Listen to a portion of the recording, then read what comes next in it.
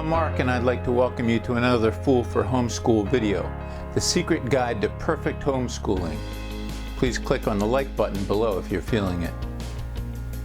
This is not a guide to the nuts and bolts of applying to your local Board of Education. That type of information is easy enough to Google. This is a guide to being the very best homeschooling parent.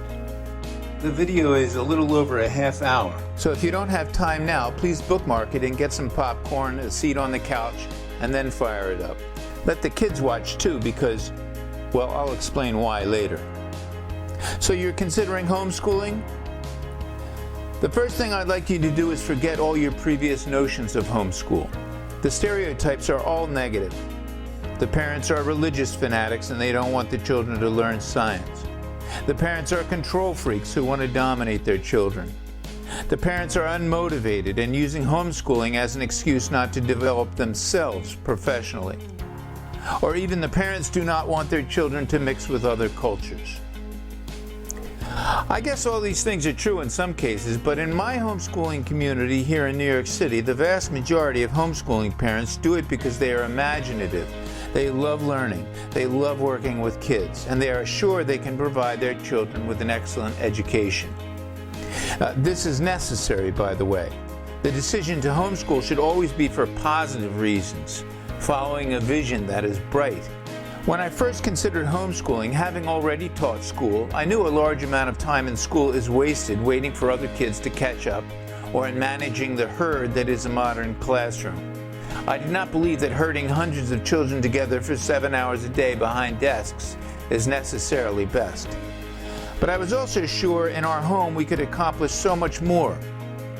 I homeschooled my two youngest kids all the way through junior high.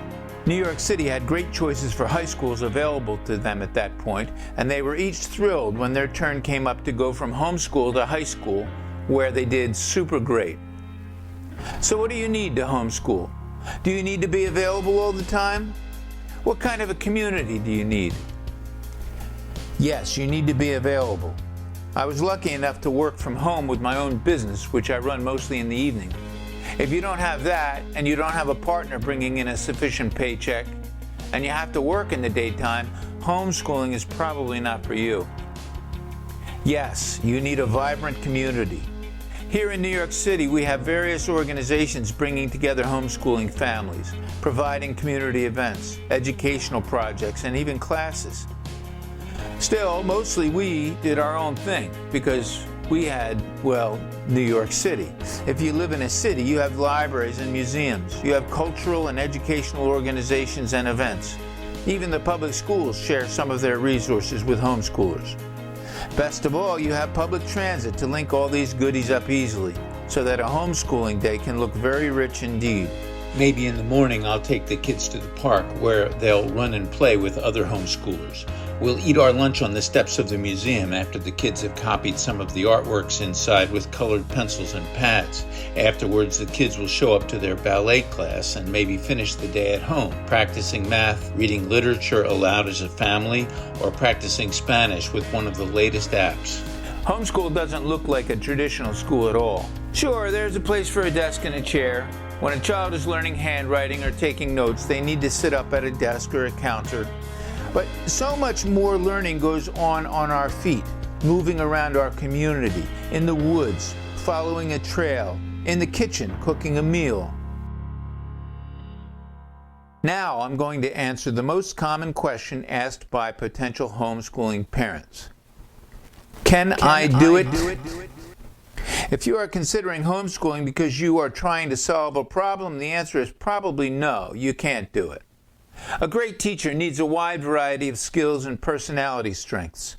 In addition to having a natural love of kids and a natural interest in learning, a great teacher must always be looking to improve. A great teacher is open-minded, tolerant, generous, creative, sensitive, approachable, joyful, loving, adaptable, good at listening, intuitive, reasonable, patient, flexible, inspiring, attentive, and oh, ever so curious. Think about it. Just turn any one of those traits on its head and you have a rotten teacher. This can't be said for just about any other profession. You can be selfish and still be a great real estate broker. A lumberjack never needs to be loving. A web designer can go through life just fine without ever being good at inspiring others. Only a teacher. So if your mind is nagging you, can I do it? Answer honestly. Can you? Don't tell yourself you cannot do it just because you lack confidence. A great teacher doesn't have to lead like Napoleon, as long as they make up for their lack of confidence with an overabundance of curiosity and enthusiasm for learning. You still there? Great.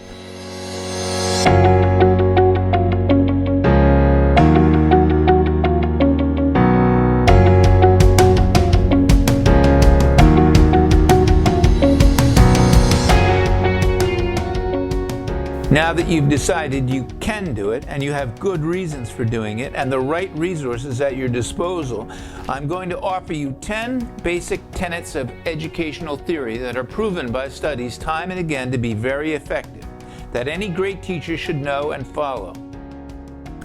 But first, I must give a shout out to the one secret rule to raising a brilliant child. I have completed a separate video on this topic, which I will link to at the end of this video. But since all our homeschooling success was built upon this rule as its base, I must do a quick sum up. The most important rule for raising a brilliant child is this. Every night for at least a half hour before bedtime, from the time your child can sit up straight to the time your child is in 2nd or 3rd grade, you must read to your child. They sit on your lap in a quiet place and look at the pictures, and later follow with their eyes as you read. Every week you visit the library and check out as many books as you both would like, so you'll need a wagon or a shopping cart. Do this and your child will be prepared to be the very best learner. Now, let's start that list of 10 basic tenets of educational theory. Number 1, I guess we should start with practical learning. We are always learning, but when we use the word learning, we are usually referring to academic learning. Parents and educators often lose track of practical learning, that is, just learning about our minds, our bodies, and our environment. In children, this is seen through play, movement, artistic expression, song, dance, adventure, and unrestricted enjoyment of our natural world. Playing in a mud puddle, dancing in the living room with the stereo blasting, walking the dog, taking a bath, playing a board game, skipping rope, thinking up jokes. Studies have repeatedly demonstrated that focusing on academics with very young children actually leads to poor academic performance later. A kid who is still learning how to use their legs to run fast shouldn't be stuck at a desk adding numbers. Do not try to turn your child into a prodigy. Head Start and kindergarten can be wonderful, but they should consist strictly of practical learning and should avoid academics. Even later, academics should never be focused on too much. Every day should have some time running outside. Every day should have time for art and music. Every day should have lots of laughter and playfulness. Practical learning. Number 2, modeling. Modeling is when you show the child what you want them to learn by doing it yourself. So in its simplest form, I stir the batter first while the child observes, and then the child stirs the batter, copying me. Modeling gets more complicated though. I tell a child not to use curse words, and at the same time I tell myself to be a better model in the future and work harder in my daily life to avoid using foul language. Or instead of telling the child, don't tease, I say, we don't tease. That we is a group we, using the group as a model for the child to follow. Modeling extrapolates to learning side by side with the child, exploring together what there is to learn. So you might ask, how do they do modeling in regular school with only one teacher to 30 kids? The answer is they focus on group work. When done properly, group work can be effective as just another form of modeling. The bottom line, if you want your child to mature to be a bright, enthusiastic learner, that is what you will model. You will be a bright, enthusiastic learner. Number 3, metacognitive learning. The prefix meta means referring back on oneself. Metacognitive learning is when you are thinking about your own thinking and your own learning and actively trying to become a better learner. This means when we teach kids new vocabulary, for instance, we have them say the word out loud, and we make them understand we are doing this because it helps the mind to retain the information. We read aloud and the child follows with their eyes, both of us understanding we are doing this because it is a tool that helps a child become a great reader. When we are reading and we come across a word that the child does not know, we instruct the child to use context clues to figure it out. Metacognitive learning involves discussing the brain and cognition. Just about anything you might think in your head about your child's learning becomes metacognitive when you tell it to your child.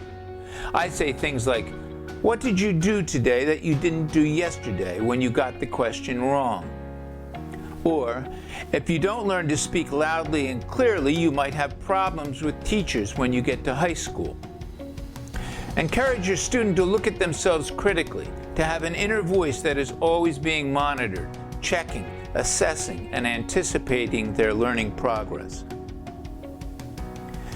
Number 4, universal identity. Studies have shown even the suggestion of gender identity can be destructive to a child's ability to grow to their best potential.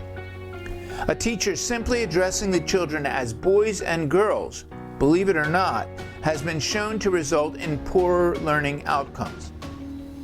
This is because kids who see themselves as part of a gender are more likely to fail in gender stereotypic areas of the other gender.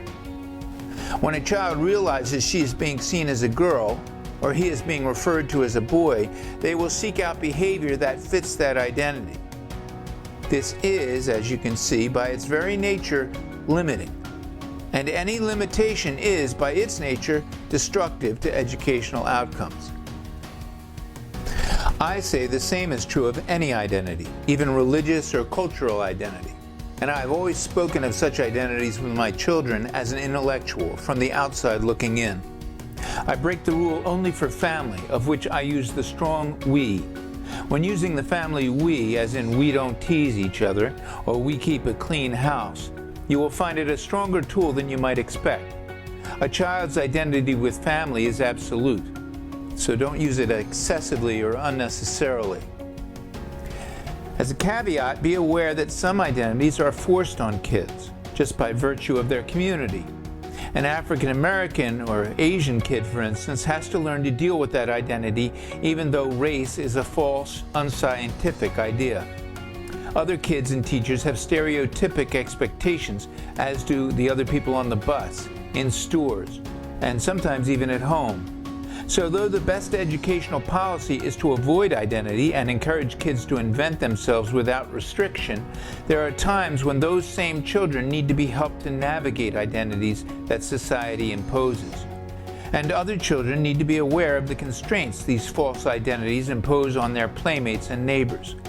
One of the advantages of homeschooling is we can navigate these issues with care, without interference from political fanaticism.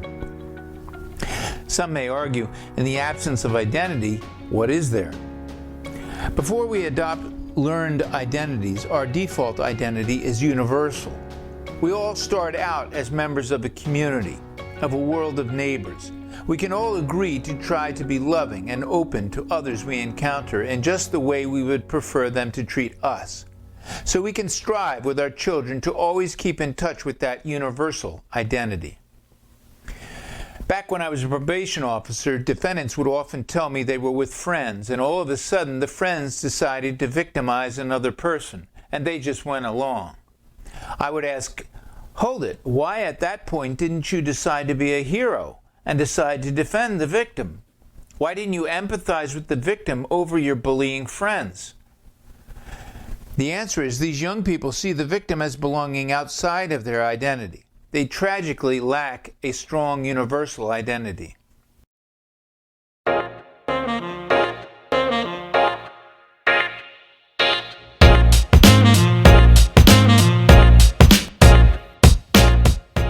Number 5, positive self-concept. Key to your child's success in life is how positively they view themselves. Just as children tend to behave in the rigid roles that identity suggests to them, all of us tend to play the role of our own self-image. A child who is scolded as they grow up and told they are no good will come to see themselves that way. When they are faced with behavior that is poor or even immoral, they will not see such behavior as foreign to them. However, if a child is raised to think of themselves as capable and exceptionally good, they will not see lesser behavior as an option. They will likely rarely even consider it. Recently, psychologists have added a bit of fine-tuning to this principle. The positive attributes you help your child identify with should be real, not aspirational. If you tell your child they are smart, for instance, and they find an area they are not knowledgeable of, they may find themselves bogged down in disappointment. After all, no one is always smart. If you instead encourage them to see themselves as hard workers, they will meet such difficulties with the best abilities they can muster. How else can we encourage a positive self-concept in our children? We can call them by their name, avoiding nicknames. We can discourage teasing in our family life and require siblings to be respectful of each other. We can be careful to show respect for the child even in the midst of difficult arguments. We can show them how important they are to us by welcoming them with physical contact, by holding hands when walking in public, and by planning family events that are centered on their needs and interests. Number 6, experiential learning. A long time ago, the dominant learning strategies were rote and didactic learning. Rote means training learners by repetition, which was practiced in the 19th century in the United States by making students recite a passage from the Bible or poetry over and over again until they could recite it by heart. Didactic is when learning is accomplished through rules and instruction delivered by a teacher. In other words, the children sit in their seats and watch and listen to the teacher all day. In either case, if the pupils didn't try hard or lost interest, they were punished. Of all the learning strategies that replaced rote and didactic, perhaps the most effective is experiential learning. When we learn through experience and then reflect on our learning, we are practicing experiential learning. This means writing assignments should have a real function, as when we are writing a diary entry or a letter to an aunt or uncle. Every opportunity for real-world math learning should be exploited. When calculating unit cost at a grocery store, when figuring how far it is to drive on a vacation, or when plotting a geocache entry. Maybe after learning the Pythagorean theorem, we go outside and calculate the height of our building. Thanks to the internet, loads of exciting science experiments can be accessed at a click and then replicated at home. We can experience history and civics by visiting historical sites, taking part in democratic debate, or interviewing elders.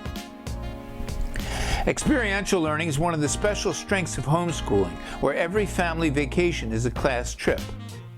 My family has explored the world within reach relentlessly. With the help of our trusty van, we have found our way as far south as Florida, where we puttered a motorboat through alligator swamps. We crisscrossed the cities of Boston and Chicago with our scooters, climbed to the tops of nearby mountains, shared the Palm Sunday service with Jimmy and Rosalind Carter at the former First Family's church in Plains, Georgia, walked over the Edmund Pettus Bridge and retraced the trails of civil rights heroes. We read Walt Whitman, then visited his museum home and hiked a trail he once regularly hiked. We read Hawthorne's The Custom House, sitting on the steps of the actual custom house he wrote of, now a museum in Salem, Massachusetts. I guess, simply put, experiential learning is a joyous way of life.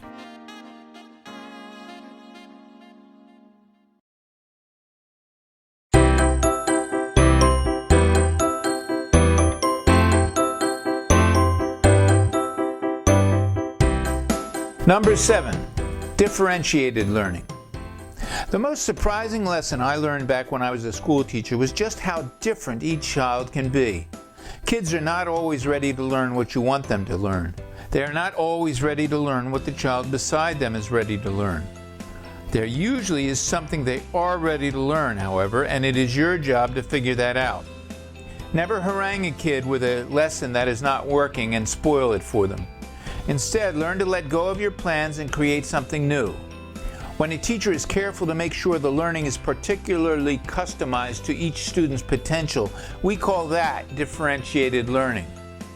Or you might turn to our next topic, number 8, self-directed learning. One of the great advantages of homeschooling is you can go off on whatever tangents you wish to take. If a child shows a special interest, they can run with that at the expense of whatever the homeschooling parent planned. Self-directed learning has been shown to be significantly more effective than following a rigid course of study.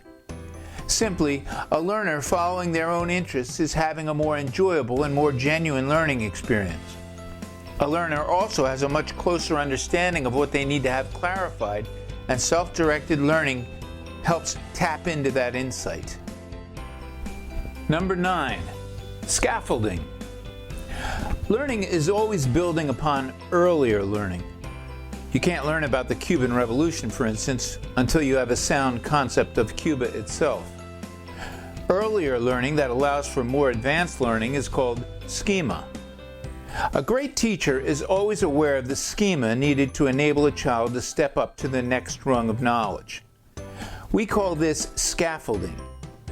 As a homeschooling parent, I made scaffolding the central focus of my curriculum. My theory was that if I maximized the schema my children had, this would enable their learning to grow in self-directed ways. My curriculum, therefore, included a timeline of history covering all basic insights and significant events in the order humans made them, in every area of knowledge, from mathematical to artistic, from scientific to philosophical. We learned everything. By the time my daughter entered high school, we had completed everything up to the Industrial Revolution. My son and I continued for another 3 years until it was his turn to go on to high school, making it up to the fall of the USSR. Not that my children have a basic understanding of everything there is to learn. In fact, I often wonder where all the knowledge went. Hardly a week goes by that I don't ask, "Don't you remember we covered that in homeschool?" But the truth is, having been a school teacher and also remembering my own experiences as a student, I knew from the very start I wasn't teaching for retention. I knew they would not remember the details or even the basic ideas of everything that we learned, but I was still convinced it was the right approach. You aren't trying to fill up a student's mind like tossing items into a grocery cart. You are trying to give them a richness, a thorough understanding of the way ideas work, what kind of ideas are reasonable, and the basic starting point all humans are operating from. You have to trust them to use all that in their own unique way to fuel their own intellectual dynamism. Number 10, Maslow's hierarchy of needs. Every educator needs to have a basic understanding of the theory of motivation proposed by psychologist Abraham Maslow in 1943. A simple understanding of this theory shows that some needs of students are more important, more basic than others, and they cannot achieve higher goals if certain needs have not been met. The idea is usually represented by a pyramid, starting with physiological needs, the need for air, food, water, clothing, etc., at its base.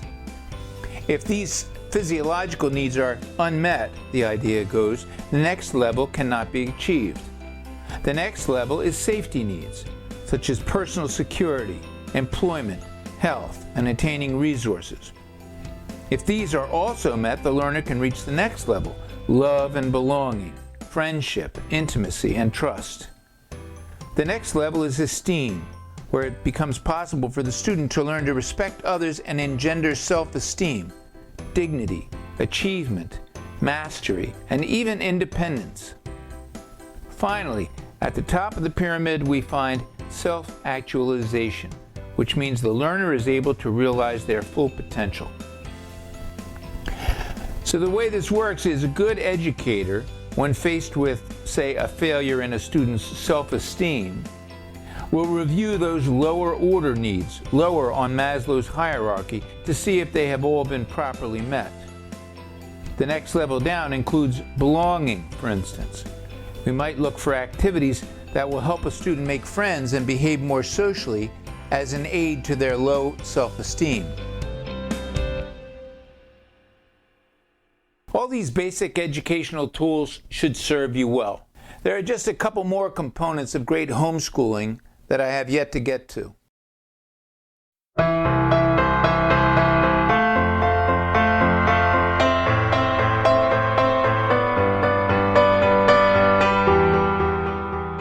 We need to talk about test prep. Every homeschooled child will eventually need to prove their acuity on a standardized test, whether they wish to enter a private school, an elite public high school, college, or even get hired as an adult. Standardized tests have been demonized and unfairly blamed for so much of the failure in our schools. Is it just a coincidence that they are the only objective measure to gather dependable information on the performance of school administrators and teachers? Still, as a homeschooling parent, I have found them to be the very key to being able to prove my children's prowess to institutions. My children's first standardized tests were the California Achievement Tests, or CAT tests. These were particularly useful because I could use the yearly test scores as a permanent, objective record of their progress.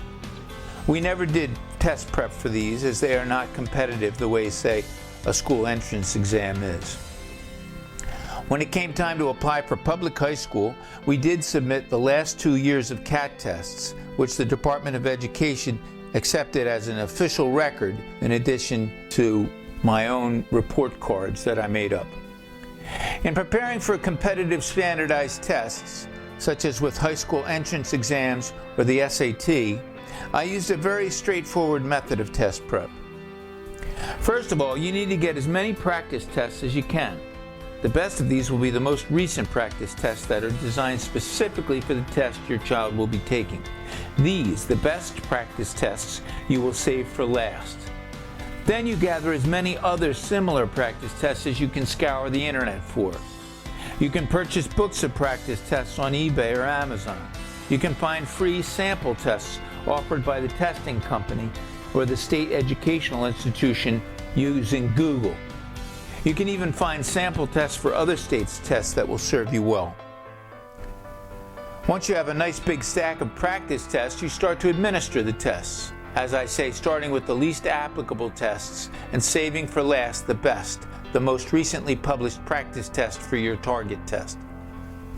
You schedule them out over several months so that you know you will come to the last test just a week or so before the child has to take the actual test. From the very beginning, you make it clear the rules of the test are firm, just as with all such tests. They are timed and taken at one sitting at a quiet desktop. No questions are permitted once the test begins. If the child has extra time at the end, they should check back over the answers looking for errors. If they do not have extra time, and if this does not improve significantly as they practice taking tests, and if their scores are very high but they do poorly due to too many unanswered questions, you might consider consulting a psychiatrist. There are kids who just naturally process information more slowly. These kids are given extra time on tests and in some cases are prescribed medication to help their concentration. At your next lesson after each test, you ask your student to find the answers they got wrong. Maybe you say, among these 5 questions, you got 1 wrong. And you give a second chance to figure out which are incorrect, and another chance to get them right. With the remaining wrong answers, you will review together each question and figure out what went wrong. You are not pursuing the correct answer as much as trying to find what cognitive process kept the answer hidden, or what cognitive process was needed to get to the correct answer, or what check the student could have performed before going on to the next question that would have revealed the answer was wrong. You may find they need to look out for trickery. For instance, here's a sample test question for the SAT. When a group of people were tested for a rare disease, 99.6% of them were found not to have the disease. If 10 people did have the disease, how many people were tested? After a student gets this question wrong, you will likely find their mistake was that they poorly tracked what the question was asking for. The trick in the question's design was not in the calculating of the numbers, but in reading the question carefully enough. So with every question, you will determine together what kept the student from answering correctly, and then you will together write a rule that the student should follow to avoid the mistake in the future. In this case, you might say, always double check what the question is asking, especially when you see a word like not. The student will record each of these warnings in a test review notebook. Eventually, such a notebook will fill with entries like, remember to divide by 60 twice when converting to hours from seconds. After reading a passage, ask yourself, what's the main idea? Remember that smaller negatives are actually larger.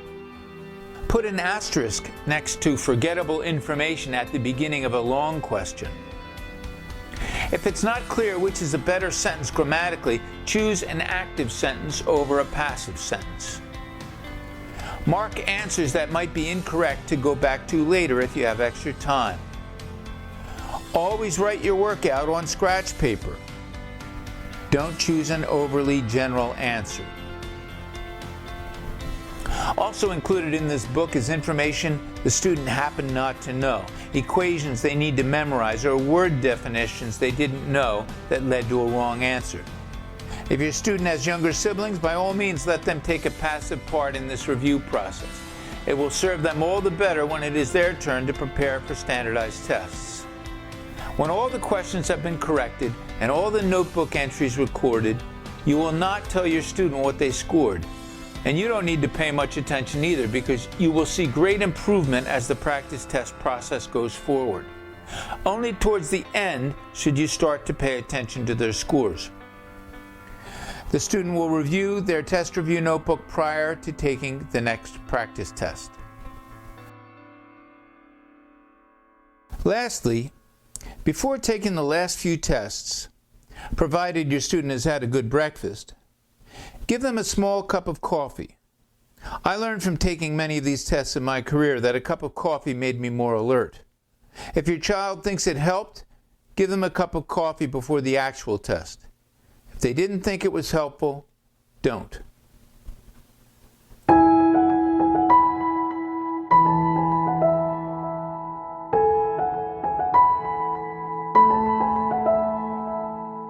So there you have an overall picture of how a successful homeschool is run. Still, there are special problems that seem to come from nowhere and that seem to have no easy solution. What to do when everything seems to have failed? I say back up. I have found that reversing the forward momentum of learning can sometimes resolve intransigent problems. Repeating the same work again will cause protests from your homeschoolers, but it may reveal the place where progress broke down. The same can be true of a child's maturation. A child who suddenly cannot behave politely in public can be backed up, by which I mean treated as a younger child, have responsibilities removed along with privileges that come with maturity. Again, they will need to earn those advances as you both together observe their rematuration. For example, as my kids got older, they got later bedtimes. They got shelves and lamps installed next to their beds for night reading. They eventually got alarm clocks and cell phones. I've not been averse to getting my drill out and removing a shelf when I was particularly at my wit's end with a child's behavior. And in the end, I'd say it was always helpful. At the very least, it gave me a constructive approach to a problem I had run out of alternatives for. The first lesson a new parent learns is that a baby's cry is not the problem, but always a symptom. It is always something, right? A wet diaper, gas, a need for sleep, hunger, discomfort in bedding or clothing. Babies who cry are telling us something. Well, the same is true of older kids. A child who doesn't cooperate, who doesn't try, who acts aggressively. Be aware that these are not problems, but symptoms. And just like a new parent with a baby, it is your job to figure them out. It can be as simple as a need for quality sleep and an earlier bedtime, better diet, or more comfortable surroundings. But now that your child is older and more intelligent, other problems may be responsible, and they may be more difficult to diagnose. That's why parents and kids talk so much.